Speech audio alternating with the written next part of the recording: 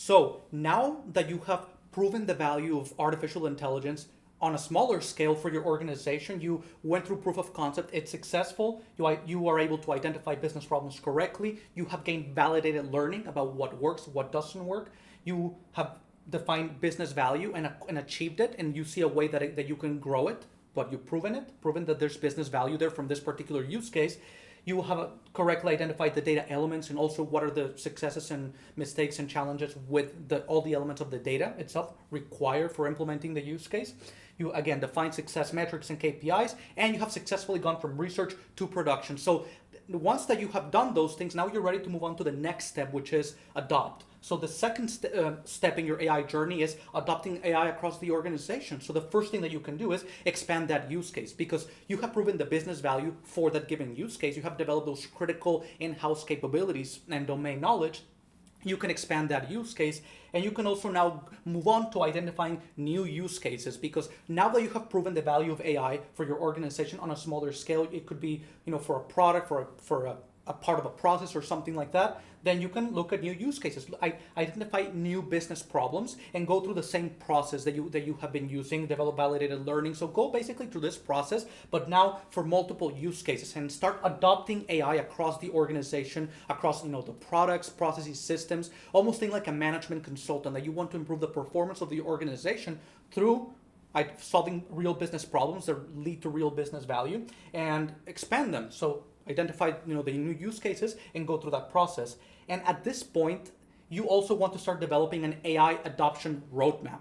And see, if you're a product manager, this could be an AI product roadmap, but you want to, broadly speaking, at the strategic level for the organization, an AI adoption roadmap. So now that we have proven the value of AI on a small scale and we're adopting it successfully, what is that roadmap? How should we prioritize the adoption of AI, machine learning, or deep learning use cases over time? And you want to look at what are the resources involved, what is the timeline, what is the ROI, and what's more important, and what also in terms of level of difficulty. So there's a lot of different elements that you have to consider when prioritizing your AI adoption roadmap, and that's a subject of a different tutorial. But you want to have that in mind. You want to have a vision for where your organization, your team, where they're going with AI adoption, and what does that look like, not only in the short term but in the long term, and develop a clear plan for AI adoption, that roadmap.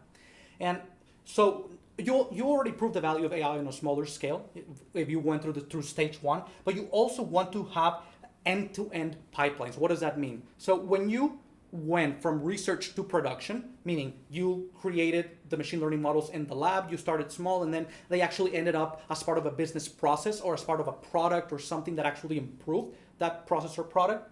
You want to systematize that. You want to have an actual system, and what we call an end-to-end pipeline. For example, the pipeline, what does it look like? So you start with identifying the right business problem, then you frame it into a machine learning problem, and then you need the data. You need to gather the data, you need to clean the data, you need to analyze that data, you need to label the data in the case of supervised learning, and then you need to feed that data into machine learning or deep learning models, and then you need to test those models, validate their performance, and then deploy them in production. So there's an actual pipeline, and once they're in production, you need to monitor how they're doing over time, and also monitoring the data over time, because the data itself can change, or the nature of the business problem, or the product, or the user behavior, that might change. So you need to also account for that dynamic nature. So that's the end-to-end pipeline that we just covered, and that's also at the adopt stage. Now that you went from proof of concept to adoption across the organization, you want to have clearly defined pipelines that are systems that are predictable, that work, and that will be able to scale properly as you actually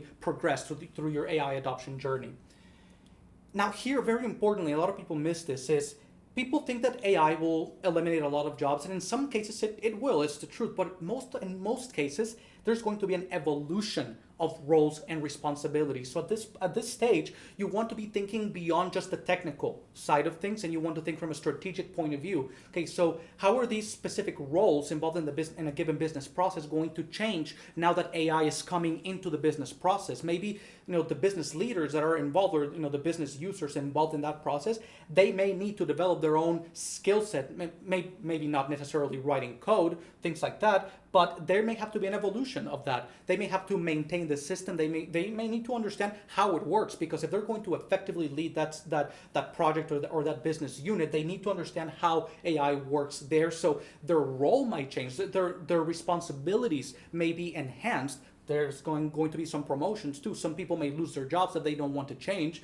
So that's, you're also involving now the company culture. But as you're starting to adopt AI across the organization, these things now start to come into place, and you really want to take that into account and consider it. What are the roles and the responsibilities now looking like? And you're also developing best practices. So as you prove the value of AI, and as you are proving it across different parts of the organization, different business units, different processes, different parts of the operations, different products, then you're also developing best practices. And this is what I call the AI adoption manual. That's what I like to call it. Where, see, again, the use case we covered previously, the use case may have been proven at your industry or the sector level, but your company is very unique and in many different ways. So you want to develop your own company, your in-house best practices, mistakes to avoid. And also when you hire new people and you're growing the AI machine learning team and bringing new people, even business users, if you improve a business process and AI is critical to it,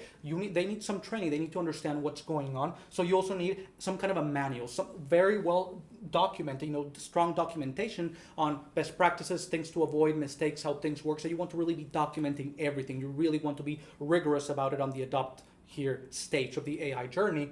And lastly, organizational structure.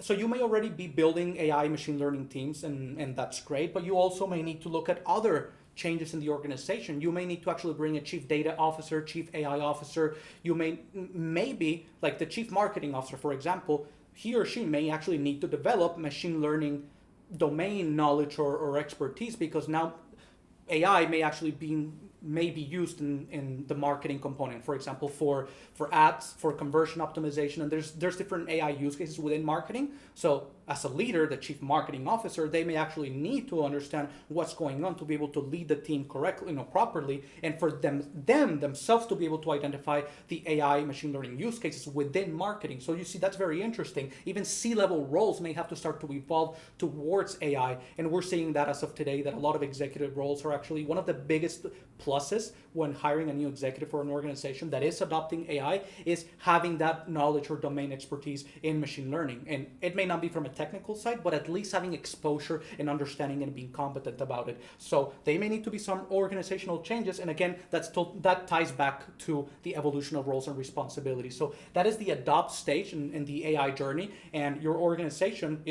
every organization is going to have to go through this stage, prove and then adopt eventually, whether they're doing it right now or not. And these are some of the most important things that you want to keep in mind at that stage in the AI adoption journey.